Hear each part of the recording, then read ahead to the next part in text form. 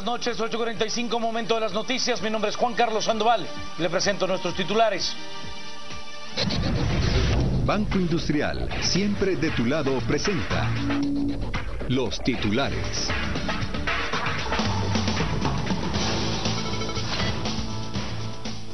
En asamblea extraordinaria, el Partido Patriota proclamó al abogado y periodista Mario David García como subcandidato a la presidencia y al diputado Valentín Gramajo como el candidato a la vicepresidencia. En su primer acercamiento con la prensa como candidato presidencial, Mario David García se mostró tajante y prepotente con los periodistas. Un video subido a Facebook muestra a un supuesto dirigente local de líder amenazando con darle plomo a un grupo de personas si manifestaban en contra de Manuel Balistón. Un tiroteo ocurrido en Texas, en Estados Unidos, dejó 9 muertos y varios heridos. La balacera entre pandillas de motocicletas se desató en un restaurante local. Banco Industrial, siempre de tu lado, presentó los titulares. Comencemos con las noticias, y es que el Partido Patriota ya tiene binomio presidencial encabezado por el periodista y abogado Mario David García. El Partido Patriota presentó oficialmente a su binomio presidencial en medio de la controversia y análisis sobre que el PP se está desplomando. Fueron proclamados Mario David García como candidato a la presidencia y Valentín Gramajo a la vicepresidencia. A la asamblea extraordinaria del PP asistieron aproximadamente unas 3.000 personas. En la asamblea, el diputado Juan Pablo Urrea regaló parrillas para asar carne, pelotas y frisbees. El presidenciable del PP aseguró que él aceptó la candidatura para recuperar el país. Y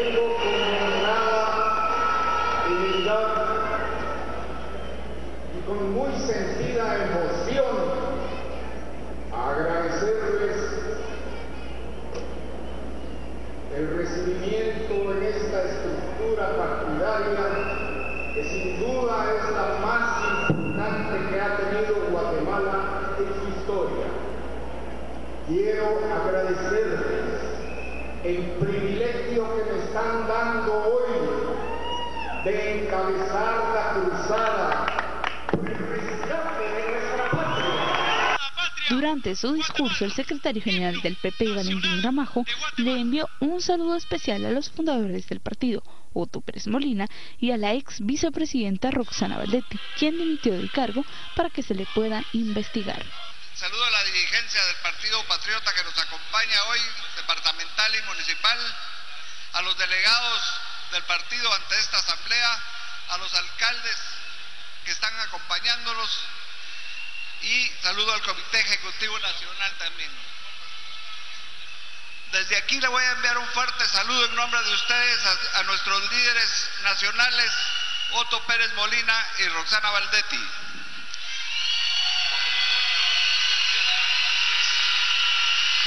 En la Asamblea General del Partido Patriota se confirmó que la pareja sentimental del alcalde Otto Pérez Leal, Estela Alonso, correrá por la casilla 2 del listado de diputados de los municipios de Guatemala. Además, la diputada vinculada para solicitar plazas en el área de salud de Huehuetenango, Emiliana Mazariegos, encabezará el listado de candidatos a diputados por Huehuetenango. Y el doctor Mario David García pues ya tuvo su primer encontronazo con los medios de comunicación. Juzgue usted. A pocos minutos de ser designado, el candidato a la presidencia del Partido Patriota Mario David García, en su primer acercamiento con la prensa, se mostró totalmente intolerante y prepotente ante las interrogantes de los periodistas. Se negó a responder a preguntas sobre los señalamientos de corrupción contra el oficialismo e incluso se retiró de la mesa principal al cuestionarle su participación con el Patriota. De forma tajante, antes de retirarse, preguntó a los periodistas si no comprendían o si les tenía que hablar en otro idioma. No me entienden. ¿Vous parlez francés? No. Entonces, ¿qué idioma quieren? Entonces comprendamos. Cuando nuestra periodista Marisabel Aldana lo cuestionó sobre su participación y la posible desarticulación del Partido Patriota, de forma abusiva le respondió que mejor se dedicara a defender a su medio de los ataques que está siendo víctima. Sí. No, usted ya estuvo, señorita Linda, si no, sus compañeros. Usted es muy hábil con el discurso. Qué incisiva. Defiéndase de todos los ataques con esa misma. A ver, espérame. ¿Qué opinión le merece la iniciativa de... Ya usted, ya veo por qué está gordita, ¿cómo come? Ah, muchas gracias. Bien.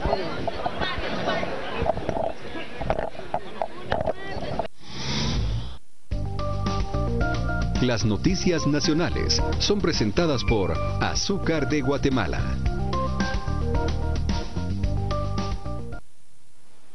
Momento de presentarle pues un poco de la hoja de vida del hoy candidato a la presidencia del Partido Patriota, Mario David García. Mario David García es abogado, economista y periodista. Fue candidato a la presidencia en 1985 por la Central Auténtica Nacionalista CAN, partido conservador, fundado por el general Carlos Arana Osorio y el finquero Carlos Anzueto Bielman. Mario David García fue fundador y director del conocido telenoticiero Aquí el Mundo, transmitido por Canal 3. En 1988 y 1989 habría colaborado con Luis Mendizábal en los planes de golpe de Estado en contra del gobierno del presidente Marco Vinicio Cerezo Arévalo, y en 2009 García y Mendizábal estuvieron nuevamente inmersos en la polémica al estar involucrados en el caso Rosenberg, al haber ayudado a Rodrigo Rosenberg a grabar el polémico video en el que acusaba de su muerte al entonces presidente Álvaro Colom. Y de contarle que el alcalde capitalino Álvaro Arzú oficialmente tiene una nueva contrincante por la vara edilicia de la ciudad de Guatemala, la ex registradora de la propiedad, Anabela de León, quien busca dirigir la metrópoli por el Partido Patriota. Ella recién renunció a su cargo y el PP ya confirmó su participación. De León asegura que ella viene de una familia pobre y por ello quiere llegar a la alcaldía para efectuar los cambios que necesitan los más necesitados.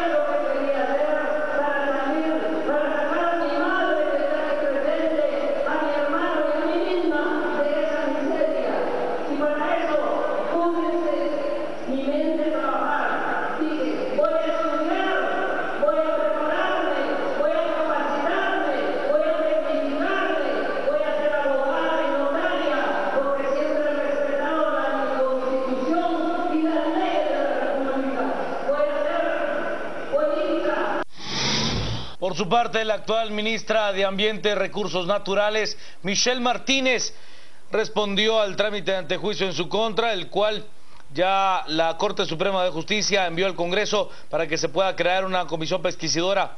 Martínez asegura que es un trámite legal y espera que los órganos de justicia respeten el Estado de Derecho. Pues mire, definitivamente alguien hizo un ejercicio de democracia que presentó una querella penal y pues la Corte está haciendo lo que le corresponde. Lo único que no se está diferenciando el nivel de todos los procesos que se llevan y automáticamente todos están siendo trasladados al Congreso. Entonces yo esperaría que debe de seguir su curso y vamos a estar pendientes de las notificaciones oficiales, que no he recibido ninguna todavía. Las noticias nacionales fueron presentadas por Azúcar de Guatemala. Momento de la pausa, quédense con nosotros, estamos en vivo a las 8:45.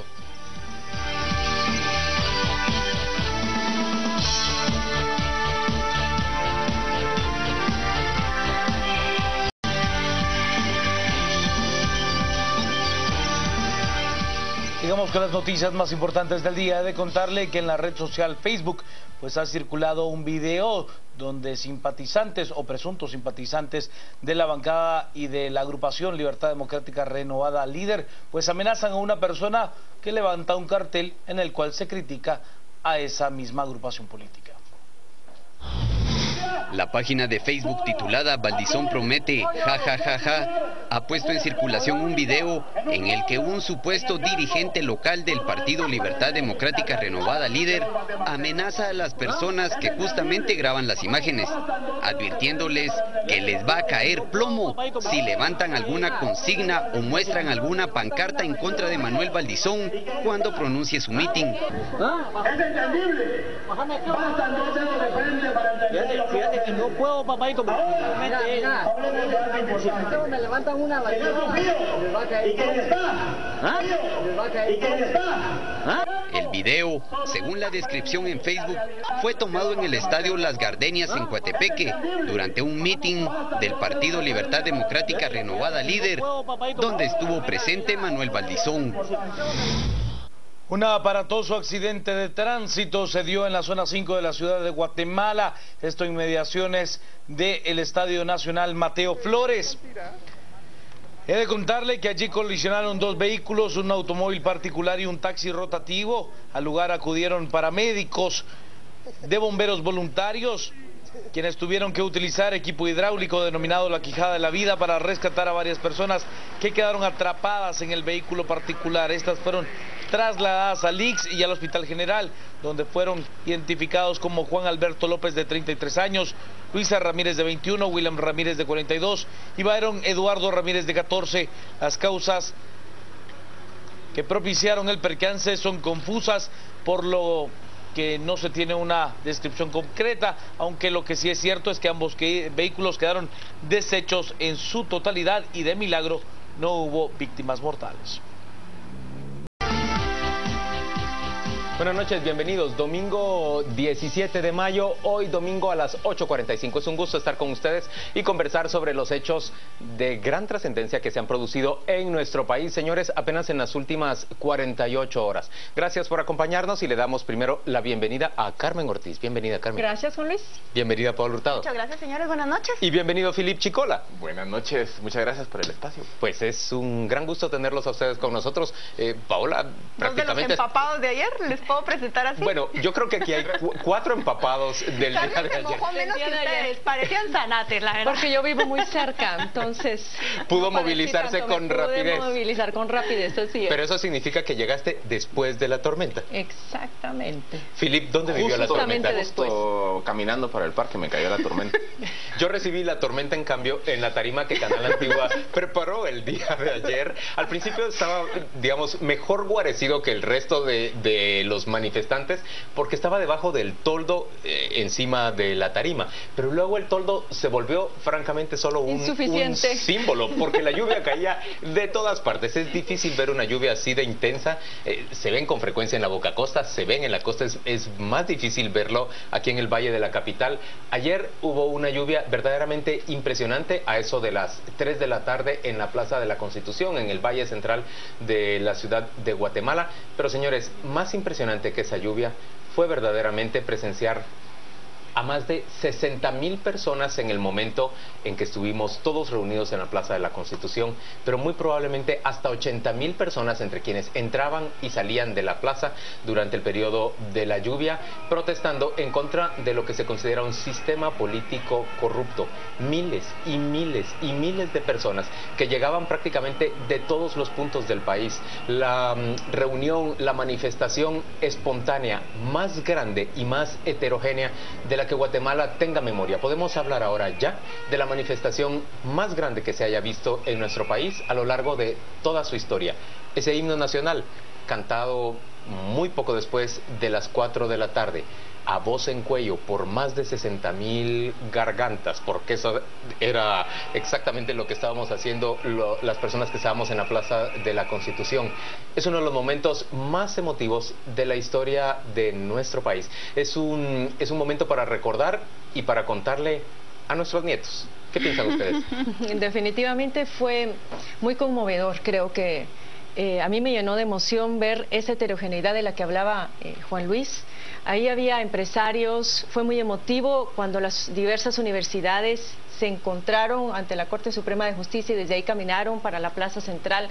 Había empresarios, había familias completas, personas de la tercera edad, habían campesinos, habían indígenas. Hubo una ceremonia maya también frente al Palacio Nacional y consecuentemente pues las demandas fueron por demás variadas. Hubo demandas para que renunciara el presidente Otto Pérez Molina y algunos miembros de su gabinete. Hubo demandas, por ejemplo, de rechazo a la clase política que incluye a diputados y que incluye a los mismos candidatos que están corriendo para la próxima contienda electoral. Consecuentemente, rechazo al proceso electoral. Me llamó la atención también ver el rechazo manifestado al monopolio de la televisión. Y también una demanda muy clara porque se aplique la extinción de dominio a aquellos funcionarios que pues han desfalcado al Estado. A mí lo que muy interesante. Me provocó fue esperanza de ver todas esas consignas. A título personal, la mayoría, diría yo, hechas en casa antes de salir a la protesta. Gente en cartulinas blancas. Gente con consignas que creo que antes del 16 de abril, cuando se destapa el caso de la línea, no había ese nivel de información tan detallado de los ciudadanos de un caso de corrupción o un caso político. La gente, por ejemplo, hablando de la R, me encantó una pancarta que yo tuiteé que decía ni Rosita ni la rana, la R es Roxana.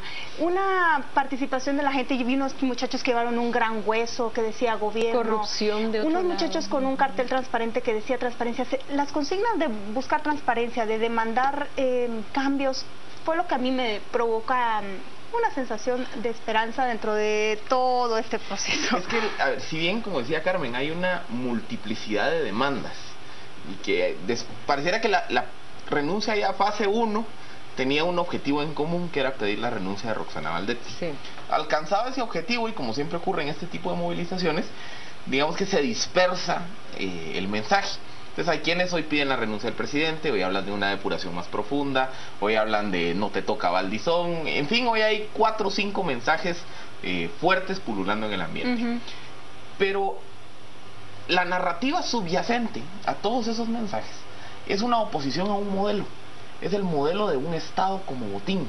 Indistintamente de si yo estoy manifestando mi rechazo contra Otto Pérez, contra Manuel Valdizón, contra la televisión abierta, contra Joviel Acevedo, el rechazo subyacente que está saliendo a flote es: yo ya estoy cansado que utilicen al Estado de Guatemala como una fuente de enriquecimiento para grupos políticos, partidos, ministros, dirigentes sindicales, en fin, todos los que de alguna u otra forma han venido a utilizar la piñata del aparato público. Tú lo articulas bonito, pero yo creo que hay una reacción más sencilla que eso. Simplemente estaban diciendo: dejen de robarnos. Ya nos hartamos de que nos estén viendo la cara. Pero déjenme decir algo, señores. No es solo dejen de robar. A mí me parece que frente a lo que estamos en la Plaza de la Constitución es a un grupo gigantesco, muy grande, de manifestantes que tienen convicción la suficiente para llegar de manera espontánea, no ser acarreados, no ser llevados por nadie y no recibir nada a cambio de llegar a ese lugar, con suficiente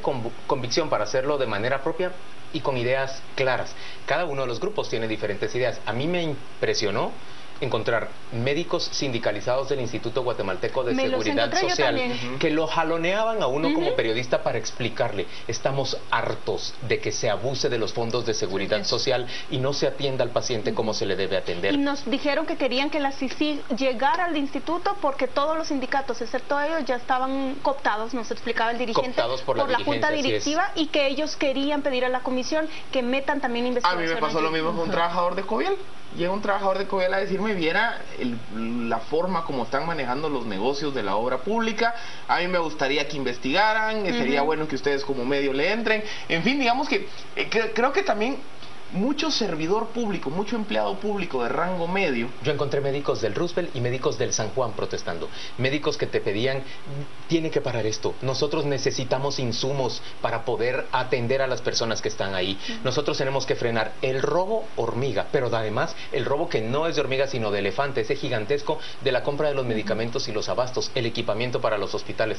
Philip, te interrumpí. Yo lo que veo es una serie de grupos y de personas con unas convicciones sólidas, firmes y bastante más articuladas. Paola, yo no lo veo solo como nos oponemos a la corrupción y queremos que paren de robar. Queremos un Estado eficiente, queremos un país mejor organizado. Porque veamos un poco el movimiento. El movimiento es la expresión de la clase media guatemalteca. Y esa clase media guatemalteca comparte las dos caras negativas del sistema. Porque por un lado le toca cargar parte del peso de la procesión, porque es quien paga, es el segmento sobre el cual recae gran parte de la recaudación tributaria. Pero al mismo tiempo es el segmento que voltea a ver y le gustaría que el Estado le dé seguridad social efectiva, no le da.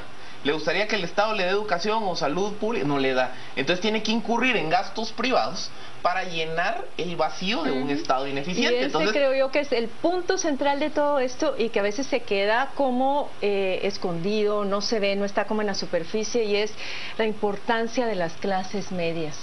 Hoy por hoy nos damos cuenta que una clase media realmente informada puede incidir en las decisiones, en los poderes públicos para hacer valer sus derechos. La clase media es cohesión social, la clase media es estabilidad y sobre todo la clase media para mí es el antídoto perfecto para el populismo. En consecuencia, ha sido una clase que por años ha estado descuidada por los diferentes gobiernos, que no ha sabido apreciar el valor que tiene una democracia y que hoy por hoy yo creo que esta también es una de las lecciones aprendidas, como bien decía Pero una Felipe. autocrítica a esa clase media en la que yo me siento parte ha sido muy desinformada y poco interesada en entender los procesos políticos del país. En la medida en que esta clase media está entendiendo por qué todos esos servicios los está pagando de su bolsillo, a pesar de que está asumiendo la mayor carga tributaria, reacciona y exige.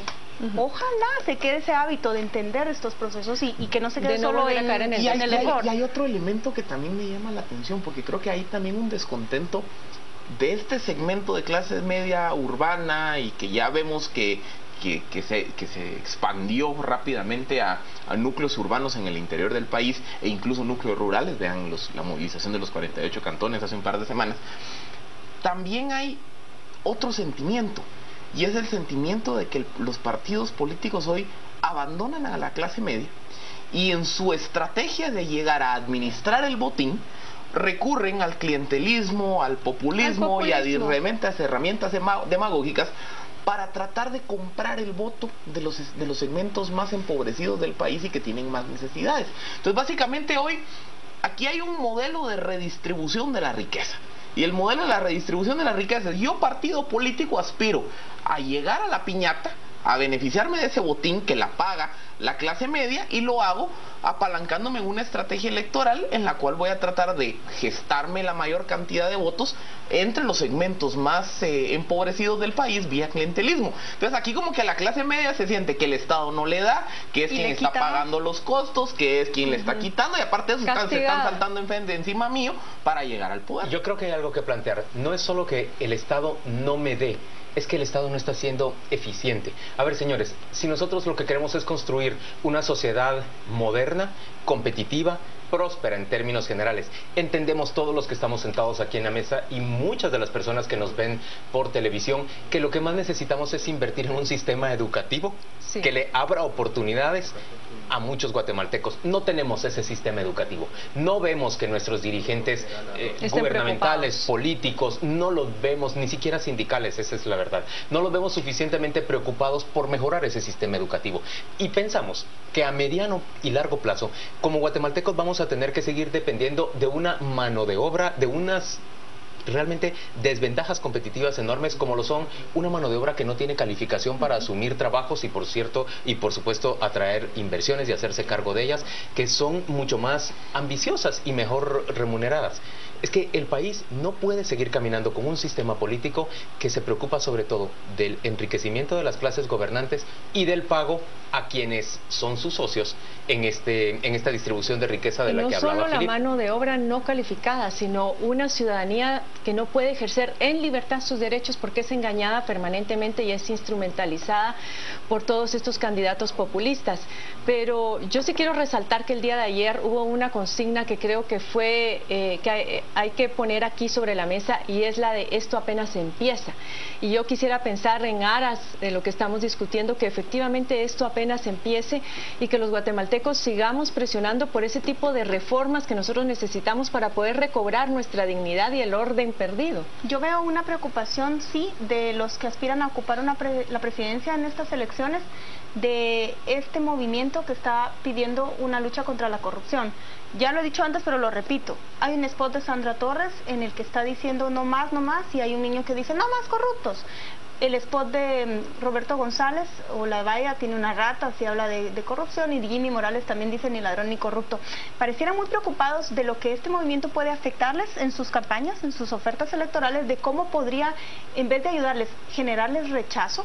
Me parece muy sano que ninguno se haya presentado a la marcha de ayer, a la protesta. No hubo, yo no vi políticos, no vi cuadros. Pero eso no solo es saludable, Paola, sino que realmente habría sido objeto de rechazo. Sí, hubiera sido muy imprudente. Y en términos generales, puede generarles más rechazo que cualquier otra cosa. Yo encuentro que los manifestantes tienen una relativa aversión, hay un rechazo mayor sobre todo hacia el candidato Manuel Valdizón. A mí me parece que la manifestación del día de ayer tuvo por objeto tanto al presidente Pérez Molina y a su gobierno como a Manuel Valdizón y a su partido.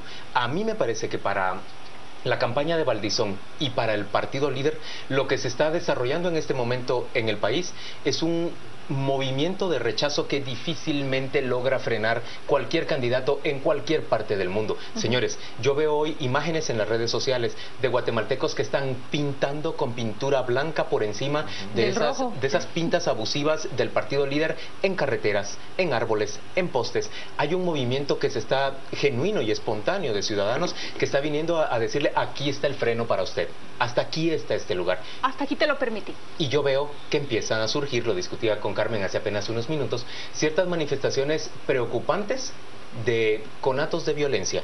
Ese que se da, por ejemplo, en el estadio Las Gardenias en Coatepeque, el video que hemos visto todos hoy en esta tarde, tuiteado y retuiteado y presentado en Facebook también, y presentado por el Canal Antigua, entre otros, de un hombre que amenaza con darle plomo a una persona que durante un mitin del partido líder estaba dispuesto a levantar una pancarta en contra del señor Valdizón.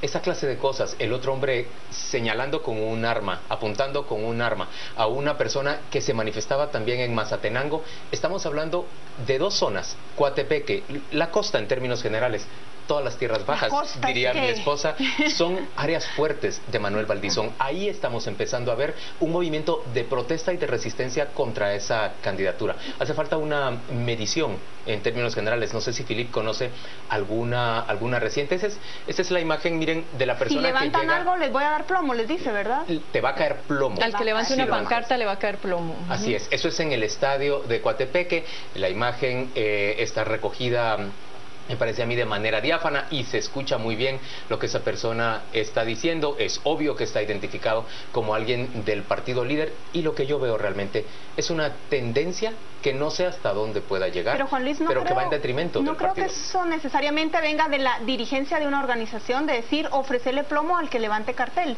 No. Pareciera que son esa es una iniciativa, un tonto con iniciativa, diría mi papá, que se toman pero es un tonto peligroso.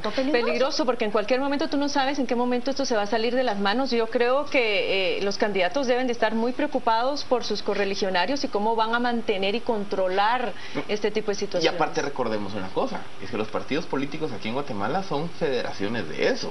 De aquí cada partido político, el control efectivo que tiene sobre sus estructuras locales es nulo. Entonces, así como este tipo en Coatepeque, es que es una federación de caudillos. Con iniciativa. Sí, entonces, ¿qué es lo que ocurre? Este tipo en Coatepeque, lo que pasa es que alguien le tomó el video y tuvo la iniciativa de tomarle el video y se viralizó. Pero ese tipo de casos deben de existir prácticamente en todo el país. Sí. Y ¿qué es lo que ocurre? Probablemente no es una decisión desde la cúpula central del partido decir a todo el que se esté manifestando contra Valdizón ofrézcanle plomo. Pero a nivel local, en donde hay tal nivel de anarquía, en donde el Tribunal Supremo Electoral no tiene capacidad de llegar. Ni los partidos control sobre y es más, ni siquiera las mismas fuerzas de seguridad del Ejecutivo tienen capacidad de ejercer control efectivo. Y donde estamos a merced del crimen organizado, de los poderes locales y las mafias locales, ese tipo de expresiones ha de ser común. Aquí lo que está pasando es... que la gente lo está denunciando. Lo está denunciando, pero ese tipo de expresiones ahora va a enfrentarse con un creciente movimiento antisistema de diferentes núcleos de votantes que van a decir: yo no estoy de acuerdo con Valdizón. Señor, la pregunta del millón es: ¿hasta dónde va a llegar?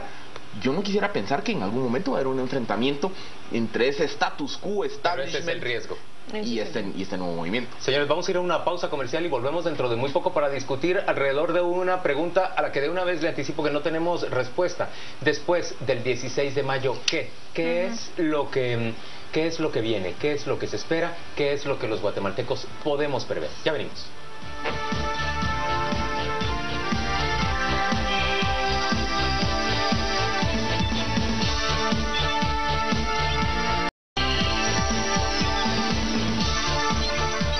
De vuelta domingo a las 8:45, millones de guatemaltecos nos preguntamos, después del 16 de mayo, cuando se ha producido esa enorme manifestación que ha reunido a más de 60,000 personas al mismo tiempo en la Plaza de la Constitución, 60,000 personas que han vencido obstáculos naturales como una lluvia verdaderamente inclemente a eso de las 3 de la tarde, nos preguntamos qué ocurre después de ese 16 de mayo, cuáles son los escenarios que pueden preverse. Déjenme plantear por lo menos 2 o 3 escenarios alrededor de las cuales podemos desarrollar esta discusión. La primera pregunta es: ¿renunciará Otto Pérez Molina? ¿Renunciará el presidente ante el clamor de más de 60,000 voces que le están diciendo: usted encabeza un gobierno corrupto, irrechazable, repudiable en muchos sentidos? Ningún gobernante había enfrentado hasta este momento en la historia guatemalteca un rechazo tan vehemente, tan notorio, tan claro y tan contundente como el que se expresó el día de ayer para Otto Pérez Molina y su partido, el Partido Patriota. Segunda pregunta, segundo escenario para plantear: Otto Pérez Molina no renuncia, se mantiene en el poder. ¿Tiene alguna posibilidad de participar o decir algo en respuesta a estas manifestaciones gigantescas en contra de su gobierno y en contra del sistema político corrupto? Y un tercer punto que a mí me parece que es relevante plantear también: ¿van a seguir las marchas pacíficas y hacia dónde se van a orientar? ¿Hacia una reforma de la estructura política guatemalteca, por ejemplo, hacia una reforma de ley electoral, hacia una reforma, por ejemplo, que permita que la televisión abierta se abra para todas las opiniones políticas y no se mantenga cerrada como se mantiene en este momento? ¿Hacia dónde va esta lucha, esta reforma? Y ya lo vimos, no hay líderes identificables para esa reforma, no parece haber intérpretes de esta demanda ciudadana. ¿Qué piensan ustedes? Yo creo que el presidente Otto Pérez lo mejor que podría hacer es renunciar, pero yo lo dividiría en dos situaciones. Una, se pide la renuncia de Roxana Valdetti en su momento, y ahora del presidente, porque este es un asunto de justicia. La gente ve que de manera inmediata es una manera de reparar el daño perdido, eso siempre y cuando se complemente con la ley de extinción de dominio y su aplicación. Pero por el otro lado está la demanda por las reformas al sistema político, a las instituciones y a las leyes del país. Yo no creo que el presidente Otto Pérez, si él no llegara a renunciar, que insisto sería lo mejor que pudiera hacer, pudiera conducir ya absolutamente nada en este momento, porque ha perdido completamente credibilidad, ha perdido el respeto, ya no tiene legitimidad, y con lo cual yo no veo que él pueda tener ni un rol relevante de aquí a la finalización de su periodo. Y sí quisiera pensar que puedan emerger grupos de profesionales, de los mejores profesionales del país, para impulsar las reformas necesarias en este momento. Un tema sensible como columna vertebral es el sistema de justicia. Y aquí un tema central es la ley de la carrera judicial, para la profesionalización de estos jueces y magistrados, poder controlar el proceso de ingresos, de promociones, de ascensos de estos jueces, poder evaluar su desempeño, porque solamente de esta manera podemos garantizar cierta independencia y cierto control de que se politice la elección de funcionarios públicos. Y luego pues hay otras leyes como la ley del servicio civil, la ley del secreto bancario, el fortalecimiento, la ley de compras y contrataciones, el fortalecimiento de la Contraloría General de Cuentas, y esto digamos es un proceso. Y lo otro tiene que ver, como bien tú mencionabas, las reformas a la ley electoral y de partidos políticos, que pese a lo que algunas personas dicen que este no es el momento adecuado, yo diría que por el contrario, este es el momento en el cual hay que introducirlas. Ya ver, yo creo que Otto Pérez se metió en este agujero él solito. Porque... Bueno, no él solito, tuvo ayuda de Roxana Valdés. Sí, le ayudaron bastante. Pero es que recordemos, el 25 de abril, la consigna de renuncia y a fase 1 era la renuncia de Valdetti. Y la renuncia de Otto Pérez, digamos que estaba muy atrás en el escalafón de demandas. Viene el presidente y lo primero que hace es hacer de menos la manifestación. Viene y dice, entendí el mensaje, pues no va a hacer nada. Y después de eso, conforme la presión empieza a crecer y se ve abuchado, se ve que diferentes sectores le piden a Valdetti, la cabeza de Valdetti, adopta una posición de atrincheramiento, de la defiende, y entonces él solo va cayendo en la opinión pública de que él se está haciendo cómplice de la corrupción. Y después de eso, que se da la renuncia de Valdetti, el presidente, en lugar de caer en depresión, que es lo que pasó, debería de haber salido a hablar de una agenda de reencauce institucional, y no lo hace. Y de saneamiento de SAT. Y de saneamiento, más de SAT, de todas las instituciones. Pero entonces empieza un proceso de nominación de candidatos vicepresidenciales, y recuerdo un tuit que nos mandaba alguien a las 10 p.m, eso es como que estuvieran bajando aguacates del árbol, porque no había una lógica de decir, yo necesito una persona con estas características para que inicie una agenda de reencauce institucional que vaya por esta línea. No que el presidente decía, Contreras, no, Oliverio, no, va, pues Maldonado, va. Entonces, ¿qué es lo que ocurre? El mensaje que él envía es de decir, yo solo quiero nombrar a mi vicepresidente para que con eso baje la tensión de las cosas. Y él, a lo largo de esta crisis, si algo ha carecido es de liderazgo para decir, ok, miren, mi gobierno la chorreó, necesitamos reencauzarlo. Y como llegamos a estas alturas y el presidente no ha mostrado ni una gota de liderazgo, y con sus acciones solo se ha ido comprando la enemistad de la ciudadanía, hoy hay una oleada que está pidiendo su cabeza. Entonces yo también creo que hace 2 semanas yo creo que el presidente todavía podía haber dirigido un esfuerzo de reencauce institucional. A estas alturas yo no lo veo. Pero también dentro de la movilización creo que hace falta ahora que surja una especie de instancia nacional de consenso. Porque alguien tiene que canalizar las demandas para promover que el sistema actúe sobre esas demandas. Yo lo que veo es que hay una heterogeneidad tal en el grupo de manifestantes, en las diferentes organizaciones que se presentan ahí, que va a haber que buscar un denominador común muy básico, mínimo. A ver, hablamos de la necesidad de la reforma electoral. Yo estoy totalmente de acuerdo con Carmen en que la justicia es fundamental. Me dio mucho gusto encontrar a Claudia Escobar, la magistrada que presentó su renuncia. Señores, piensen en esto. Una voz que se levantó cuando todo el mundo veía que el rey estaba vestido, que el emperador estaba vestido y que veía y lucía sus mejores trajes. Esta mujer se levanta y dice, no, ese señor va desnudo. El sistema de justicia y la elección de cortes de apelaciones y de Corte Suprema de Justicia que nos están planteando en este momento los señores postuladores es absolutamente inapropiado. Y está determinado por lo político. Eso fue lo que dijo Claudia Escobar, y recuerdan ustedes cómo fue denostada y cómo fue finalmente en la práctica exiliada de su práctica judicial y del país. Gente como Claudia Escobar tiene que encabezar esa reforma del sistema de justicia, aunque a muchos grupos pareciera inspirarles desconfianza, pero es que a mí me inspira mucha más desconfianza el statu quo, el establishment. Sí. Hay que encontrar una reforma, una plataforma mínima de cambios que deben desarrollarse. Por un lado, reforma en el sistema de justicia, por el otro lado, reforma también en el sistema electoral, en el modelo electoral, y en el sistema de partidos políticos. Por el otro lado, me parece a mí, compras y contrataciones es fundamental. En Guatemala tiene que dejar de haber. Es vergonzoso que siga habiendo esta simulación de concursos, que es lo que hacen en el Ministerio de Comunicaciones. Simulan que hay un concurso porque hay 4 o 3 candidaturas de relleno y una a la que ya le está preotorgado el contrato, y esa candidatura que va a ganar el contrato le transfiere dinero. Una vez que empieza a recibir la asignación de fondos, le transfiere dinero en efectivo a quienes votaron por él. De esa manera podemos tener campañas tan inmensamente financiadas como la que ustedes ven, por ejemplo, del señor Valdizón, y debo decirles también, del Partido Patriota. A mí de eso no me cabe la menor duda.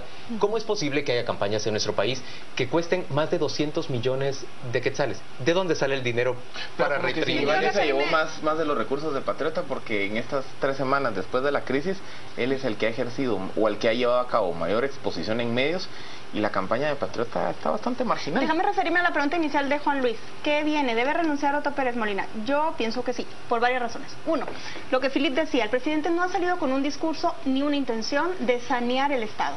Y la razón, a mi parecer, es precisamente porque en ese caso La Línea, en esa investigación que abrió la CICIG, él no se siente limpio. No se siente limpio no solo por la subordinación del señor Monzón, sino por la red que este señor Monzón de testaferros le armó para adquirir bienes.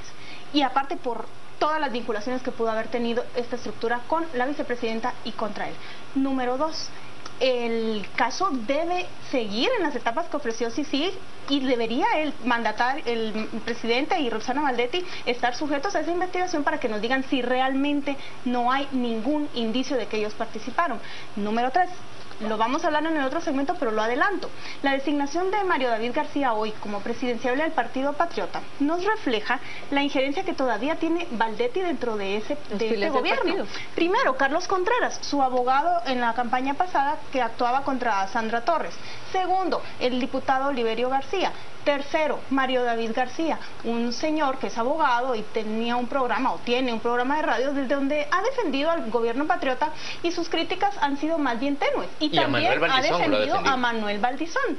El señor era su candidato hasta convertirse él en candidato. Luis Mendizábal, el señor de Boutique Emilio, que está prófugo de la justicia y que lo presentan como el cerebro, el negociador de la línea, y el articulador de la línea. Lo que a mí me queda claro es que dentro de este caso, el partido y el gobierno todavía tienen demasiados tentáculos que pueden frenar la investigación. Le acaban de dar inmunidad al señor García. ¿Qué más van a hacer? ¿Qué más van a hacer con el poder? El presidente no puede seguir en su cargo, no solamente por el clamor de la gente, sino porque su permanencia en la presidencia imposibilita que esta investigación realmente se investiga hasta el fondo. Y perdón, yo sé que estoy hablando de más, pero a ver, también ¿estás hablando de más? No, pues no, que me estoy monopolizando mucho. Siempre yo era víctima, pero hoy sí me siento víctima. Yo soy víctima. También hay otro elemento que a mí me pone a pensar, y es los casos de corrupción en el corto plazo. ¿Qué pasa si mañana, supongamos, corramos el escenario que Otto Pérez no renuncia, que la crisis empieza a menguar de intensidad, que el tema electoral empieza a monopolizar la agenda pública, que se empieza a trabajar una agenda de reencauce, pero a un paso lento? ¿Y qué pasa si aquí a 1 o 2 meses sale un caso de corrupción, por ejemplo, en el ICS, en la policía, en el Ministerio de Gobernación, en el registro de la propiedad? Yo creo que, a ver, si todavía el gobierno está tambaleando de este caso, si suponemos que sobrevive este caso, yo no veo que pueda aguantar un nuevo caso de corrupción.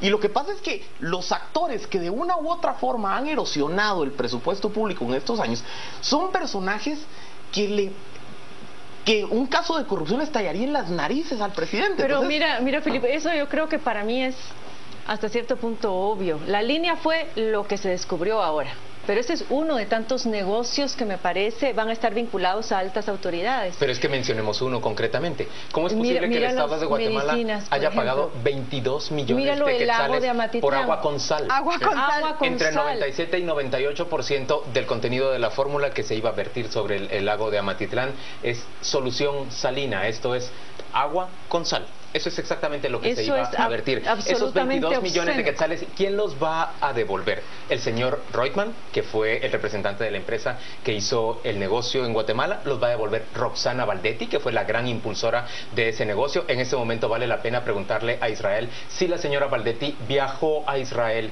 en fechas previas a que se anunciara este negocio y conocer, por supuesto, de dónde, si ya se le hizo un pago, cuál es la traza de ese dinero del pago que se le hizo a la empresa israelí y cualquier dinero que pueda haber salido de esa empresa israelí o de allegados a la empresa israelí para parar en manos de funcionarios. ¿O va a devolver ese dinero? Y yo hablo de la ex vicepresidenta Roxana Baldetti. Yo no creo. ¿O va a devolverlo el presidente Otto Pérez Molina, esos 22 millones de quetzales? La ley de extinción de dominio va a dar para cancelar toda la deuda con este país y devolvernos todo lo robado? Juan Carlos Monzón, ¿va a perder su patrimonio? Pero a la ministra de Ambiente ven solamente se le retire el antejuicio, pero ella debería de ser destituida inmediatamente. No es posible que solamente se le retire el antejuicio y ella sigue ejerciendo sus funciones tal cual. ¿A Monzón se le va a extinguir su patrimonio? A Monzón primero que lo encuentren, Juan Luis, porque no aparece. Y si lo están custodiando militares, como nos ha llegado información, el gobierno es otra razón que le sumo a mi anterior opinión de por qué debe renunciar el presidente. Vamos a ir a la pausa. Protegiendo a prófugos. Vamos a ir a la pausa comercial y volvemos dentro de muy poco para presentarle noticias referentes a lo electoral en este fin de semana tan ajetreado.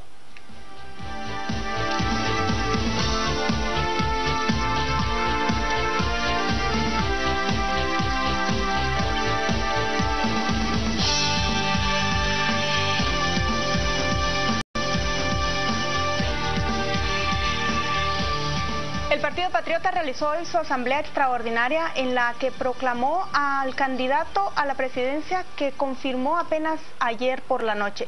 Se trata del abogado Mario David García, quien es conductor de un programa en Emisoras Unidas, Hablando Claro, que fue levantado su puño hoy en esa asamblea como el tercer candidato del oficialismo en menos de un mes.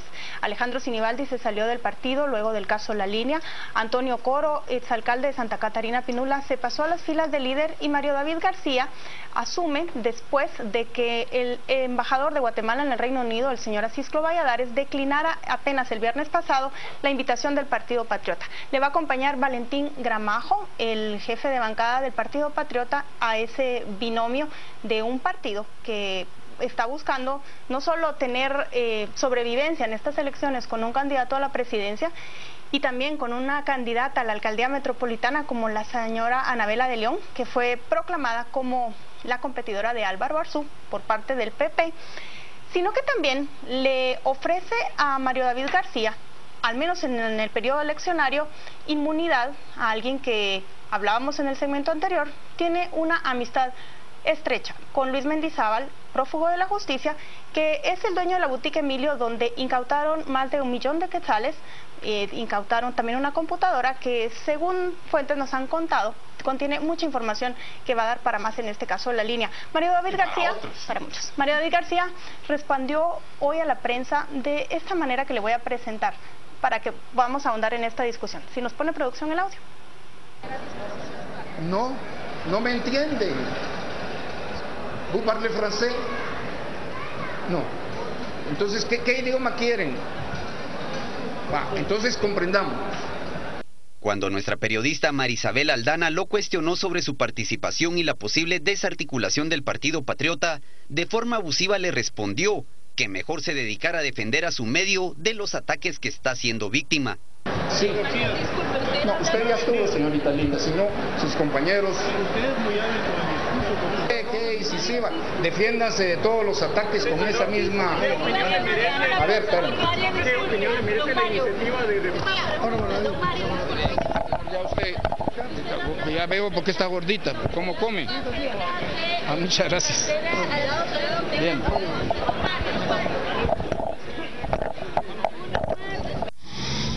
Y respetuoso e intolerante se mostró así el candidato del PP en esta primera conferencia de prensa. Desde su programa ya había desacreditado a estos medios a los que nosotros pertenecemos, pero lo que hizo es penoso, vergonzoso para alguien que aspira a gobernar un país. Una falta de respeto totalmente. Y recordar nada más que también el señor Mario David García fue mentor de Roxana Baldetti cuando ella incursionó en el mundo periodístico y ella pues colaboró con él inclusive con el noticiero Aquí El Mundo.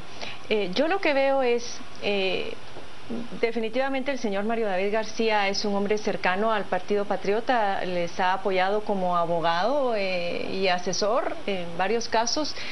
El hecho de que ahora esté Gudy Rivera en la primer casilla por el listado nacional, la esposa del señor Paniagua también por el primer lugar en el listado de Quetzaltenango, Anabela de León como candidata a la alcaldía por la ciudad capital. Yo lo que veo aquí es que se están aferrando a sus negocios. Esta clase política no quiere ser expropiada de las instituciones del Estado, del poder que han acumulado en este tiempo, y están mendigando impunidad. Es decir, las únicas personas que yo veo que podrían votar por ellos son las personas que son sus clientes o sus socios en los negocios que han demostrado hasta ahora desarrollado hasta desde que tomaron posesión en el 2011 hasta este momento. Yo lo que veo es que el Partido Patriota está desesperado, muestra desesperación cuando acude a un candidato presidencial tan fallido, tan negativo y tan, es que lo podemos decir con todas las letras, francamente un fracaso como candidato presidencial. Ya lo fue por lo menos en una ocasión de la Central Auténtica Nacionalista, un partido desaparecido en buena medida gracias a la candidatura de Mario David García, un periodista también que se ha dedicado a matar medios. Es que medio que toca, medio que él dirige, lo acaba completamente. A mí me parece que estamos frente a la auténtica debacle del Partido Patriota, que esperaba todavía al inicio del fin de semana que a Cisclo Valladares le dijera que sí y que podía ser su candidato a la presidencia, y habría sido en todo caso un candidato muchísimo más digno. Presentable. Pero me parece a mí que Valladares, que Cisclo Valladares, que es un viejo zorro, un conservador en la política nacional, ha entendido que era un suicidio político lanzarse a esta candidatura. A ese ruedo. A mí me parece que Mario David García, con esta forma de dirigirse tan irrespetuosa, pero que lo denigra más a él, sobre todo hablarle así a una persona, sea esta hombre o mujer, denigra a alguien, y a alguien que pretende representar la unidad nacional, es vergonzoso, es de caricatura. A mí lo que me más ha generado escozor en las últimas conferencias de prensa del Partido Patriota, que cuando salen las tomas de quien preside la conferencia de prensa, no sé si por azar del destino o por una muestra muy representativa de lo que se convirtió el Partido Naranja, siempre pareciera que el núcleo central del partido son personajes como la ministra de Ambiente, Michelle Martínez Kelly, que acaba de perder su derecho, o que está en proceso de perder su derecho de antejuicio. Está también Estuardo Galdames, diputado de Quiché, señalado en el 2012 por intentar sobornar a un periodista. Así es. Está Emi Mazariegos, diputada de Huehuetenango, que varias conversaciones telefónicas grabadas demostraron que ella traficaba influencias en su departamento.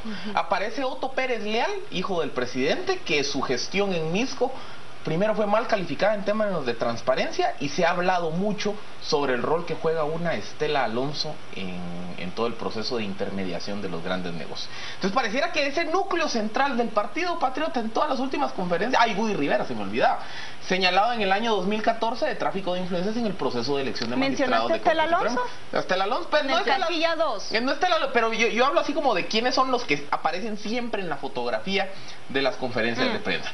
Entonces, ¿qué es lo que ocurre? Hoy los cuadros del Partido Patriota han sido señalados por serias insolvencias en los últimos 3 años. Y ahí, a ver, se va a poner Mario David García en medio de esa fotografía con un partido muy desprestigiado, que de verdad, miren, en serio, parece una banda de saqueadores del Estado, cada una desde su diferente ámbito de actuación. Eso es lo que se convirtió el Partido Patriota. Y hay una cosa que yo no entiendo: Valentín Gramajo. Que Valentín Gramajo... Él ha sido muy leal al Partido Patriota.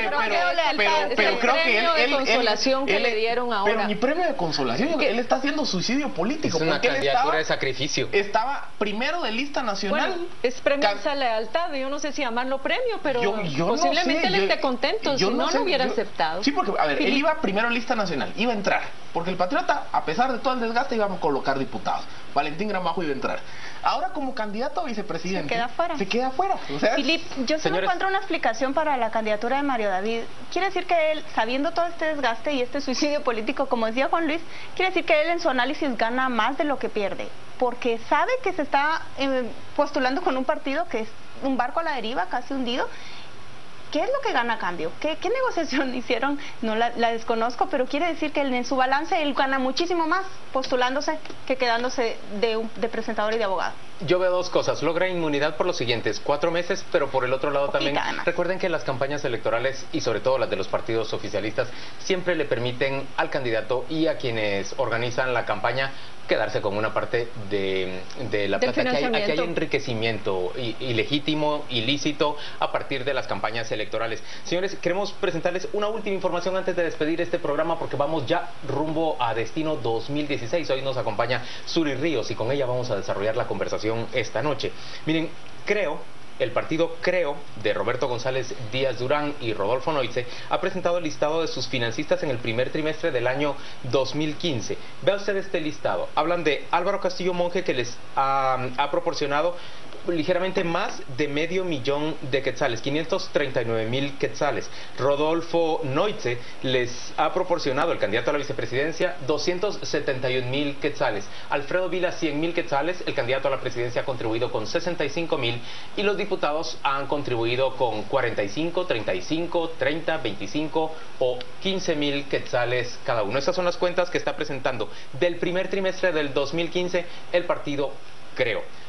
Señores, ya no tenemos tiempo para discutir. Tienen que bajar nada más. corriendito. Tenemos que salir corriendo para presentarles muy pronto el Destino 2016. Gracias por acompañarnos en este domingo a las 8:45.